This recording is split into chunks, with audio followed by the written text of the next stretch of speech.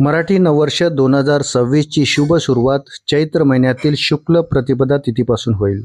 तर वर्षभर सुख समृद्धी मिळावी यासाठी गणपती बाप्पाची ही खास पूजा करा। चला तर मग आपण या व्हिडिओमध्ये तेच जाणून घेऊयात। हिंदू धर्मात कोणत्याही शुभ कार्याची सुरुवात लाडक्या गणपती बाप्पाच्या पूजेने केली जाते।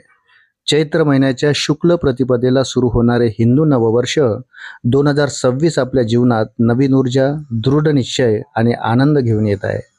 तर येत्या 19 मार्चला गुढीपाडव्यापासून मराठी नववर्ष सुरू होणार आहे।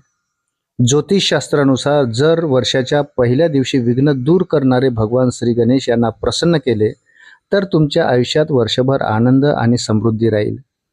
नवीन वर्षाच्या सुरुवातीला कोणते निश्चित उपाय करावे याबद्दल आपण या व्हिडिओमध्ये जाणून घेणार आहोत।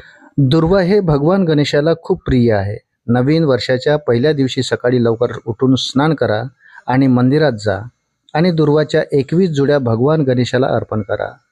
दुर्वाच्या 21 जुड्या अर्पण करताना ओम गम गणपतये नमः या मंत्राचा जप करा। असे मानले जाते की यामुळे जीवनातील सर्वात मोठे अडथळे देखील दूर होतील आणि वर्षभर सर्व प्रयत्नांमध्ये यश मिळेल। तुमच्या घरात सकारात्मक ऊर्जा आणण्यासाठी नवीन वर्षाच्या दिवशी सिंदूर आणि तूप मिक्स करून त्याने मुख्य दरवाजावर स्वस्तिक चिन्ह काढा। स्वस्तिक हे भगवान गणेशाचे एक रूप मानले जाते। हे तुमच्या घरात नकारात्मकतेला प्रवेश करण्यापासून रोखते आणि वर्षभर शांती आणि आनंद सुनिश्चित करते।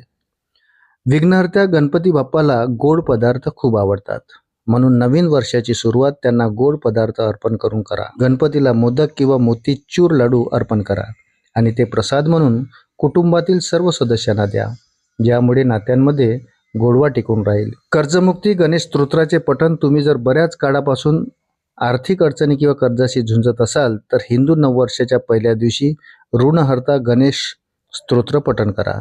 असे केल्याने तुमची आर्थिक परिस्थिती मजबूत होईल आणि उत्पन्नाचे नवीन स्तोत्र निर्माण होईल। मित्रांनो, व्हिडिओ जर आवडला असेल तर व्हिडिओला लाईक आणि चॅनलला सबस्क्राईब जरूर करा। भेटूया पुन्हा अशाच महत्त्वपूर्ण माहितीसोबत। तोपर्यंत धन्यवाद।